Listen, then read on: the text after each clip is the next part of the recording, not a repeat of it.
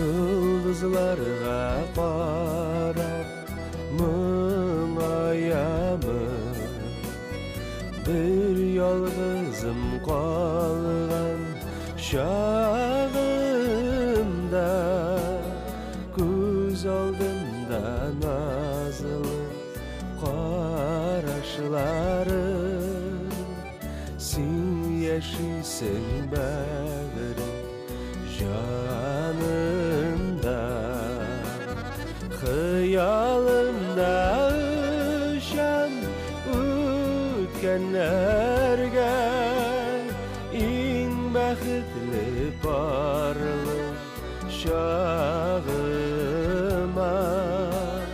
Tərəstübü boşat qalğan gibi Yaranlarında seni sağıram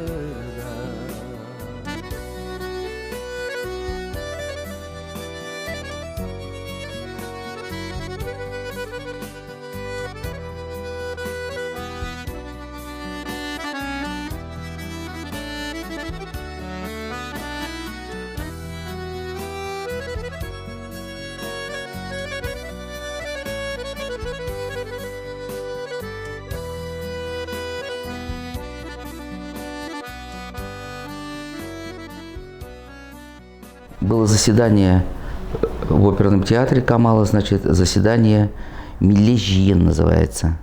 Был первый президент Ментимир Шарипович Шаймиев. Вот после заседания я поднялся на сцену, мы 3 года с ним не виделись. Вот я поднялся на сцену, его окружили там, значит, делегация Казахстана была, делегация из Екатеринбурга была там. Его окружили все со всех сторон, хотели фотографироваться, значит. Но поскольку многие были без маск, а я был в маске, и поэтому Олег Витальевич, видимо, меня как-то пропустил. И вот я сказал волшебную фразу: Ментимир Шарипович, я сын Фаиза Ямалеева, такой-то. Он сразу меня вспомнил, значит, ударил меня при всех кулаком в грудь и сказал: куда ты пропал, вроде в таком духе, вот. И потом у нас началась такая беседа, значит, поскольку был в маске, были рядом, Олег Витальевич разрешил, и вот мы там поговорили, может быть, 5-7 минутный разговор, и вот за эти 5-7 минут он вспомнил 30-40 фамилий. Он вспомнил название колхоза Луговой, Воровского, Путь Ильича, вспомнил фамилия Хусаинова, первый секретарь обкома Мензелинска тогда, вспомнил названия деревень, которых уже нет на карте. Это Курья, это Старый Красный Бор, это Дмитрово, это озеро Тимошово, да, которых нет на карте сейчас. Только названий, у него феноменальная память, у него крепкое до сих пор рукопожатие, ну и удар в грудь тоже не слабый. Я родился в 1962 году в городе Мензелинске. У него сыну тоже, значит, 1962 год, первый сын родился, второй сын уже позже родился. Вот он жил определенное время в Мензелинске, потом, значит, Муслимова. Он 1937 года рождения, у меня отец 1931. И как у меня отец не то что был наставник, а это как старший друг, но они были очень близко дружили. У меня отец и он, значит. Вот, поскольку вот такая была параллель, его очень рано поставили на руководящую должность. Ментимир Шарипович уже в 25 лет возглавил сельхозтехнику. У меня отец в 26 лет возглавил колхоз. Как говорят, знаменатель одинаковый. И я вот могу поделиться с некоторыми воспоминаниями из детства.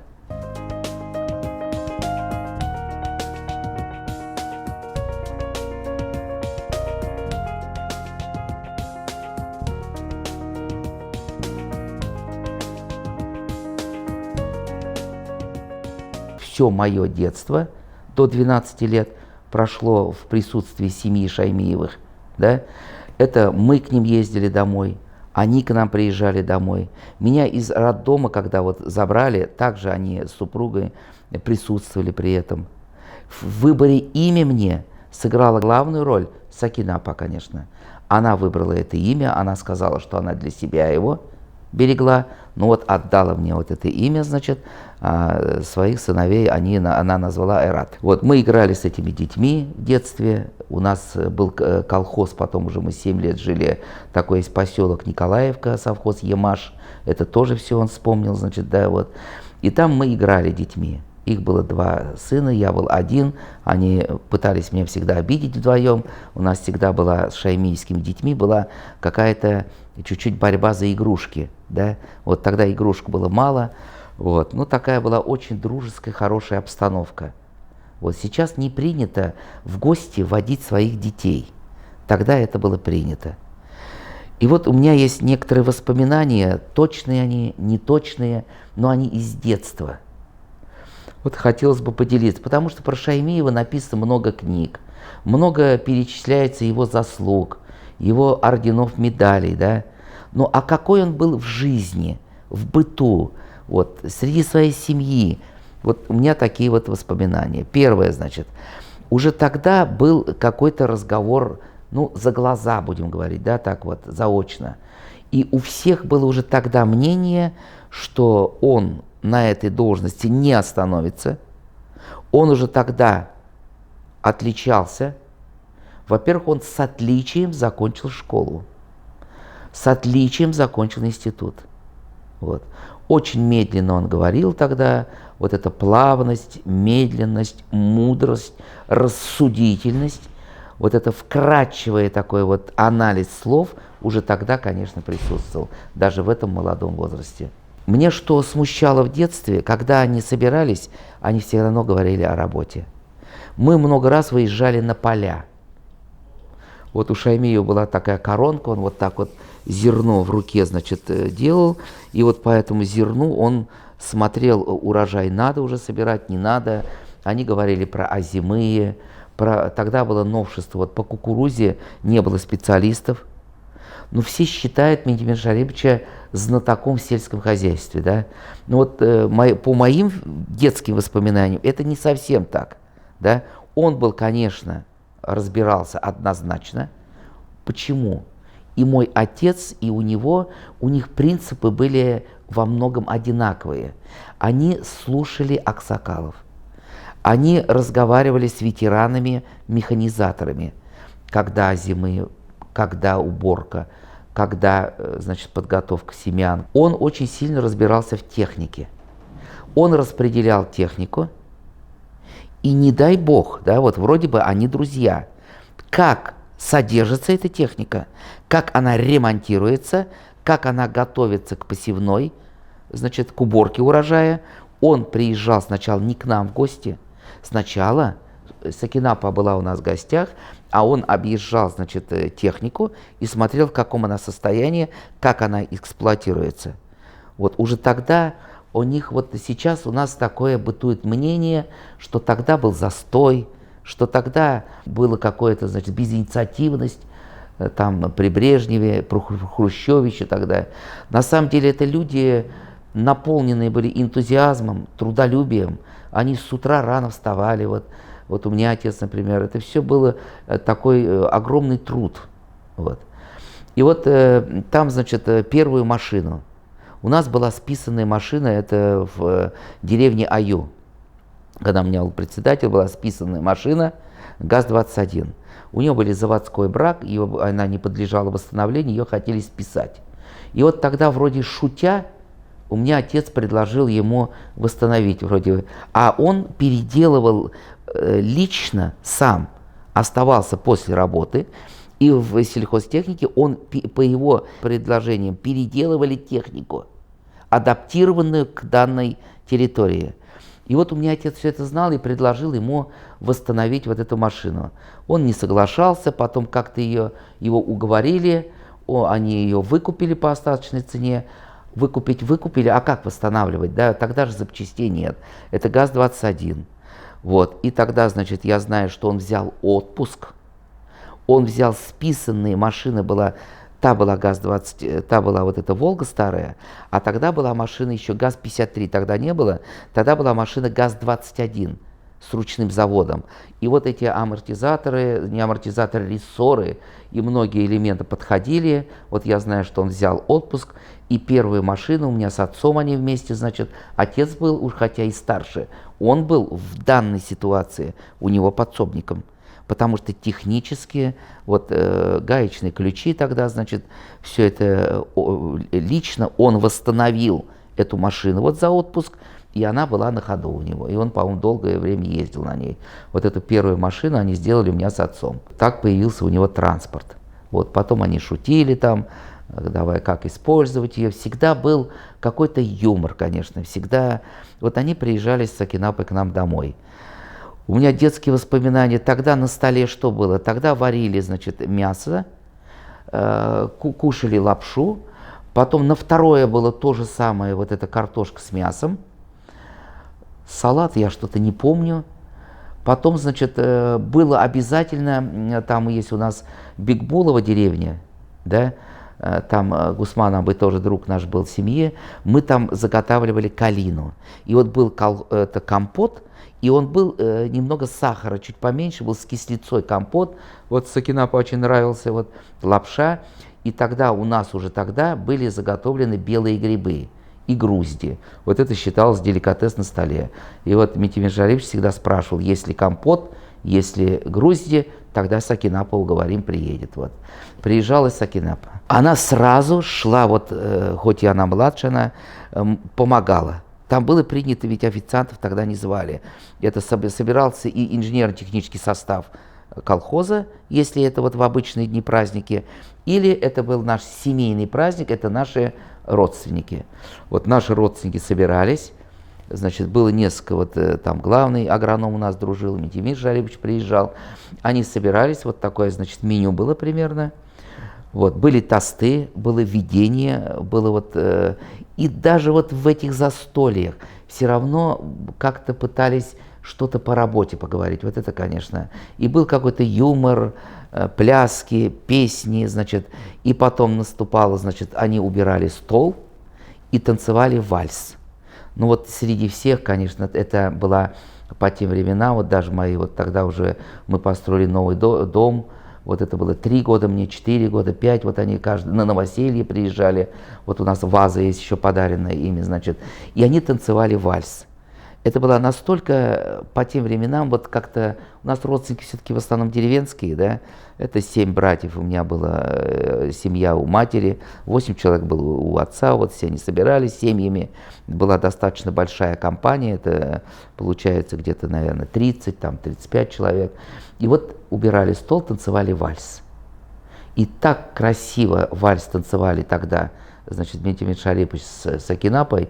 Это, конечно, они бросались в глаза, молодые, такие, значит, интеллигентные, красиво танцевали вальс они. Как-то весенним вечером, в самый разгар танцев, в клуб зашел незнакомый темноволосый молодой человек. Наши глаза встретились, и как будто ток пробежал по моему телу. Это был Митимир. Ну, пошел в танцы.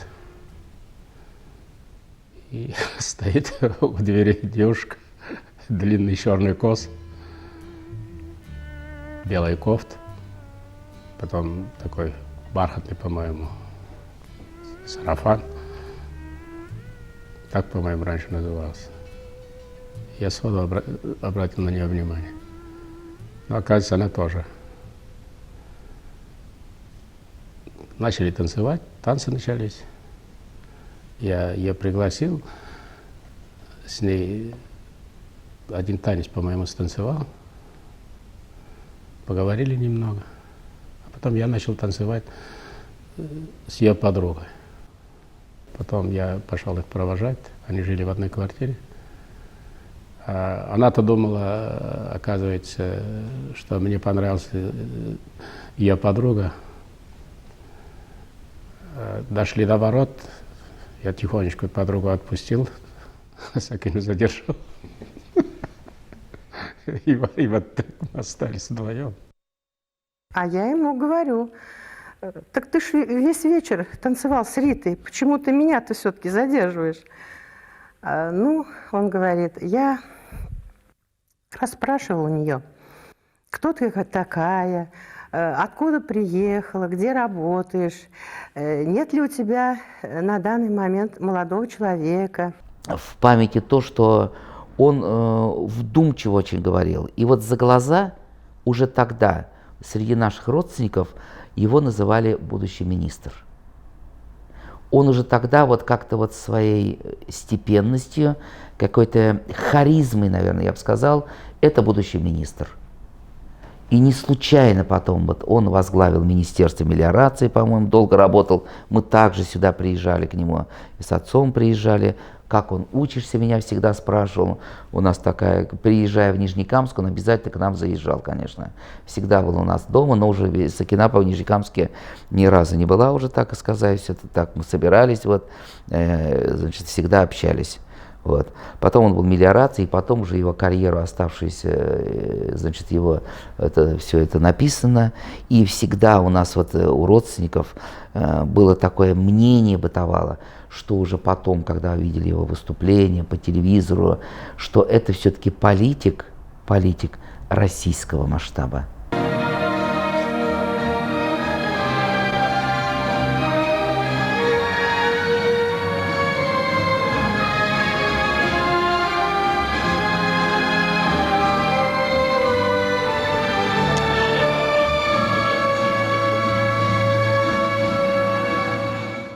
Бұрынғы һәм мәңгі яшь баш қалабыз Казан бұл көннәрдә дәүләтчелегебез яңадан аяққа басуның 7 еллыгын бәйрәм итә.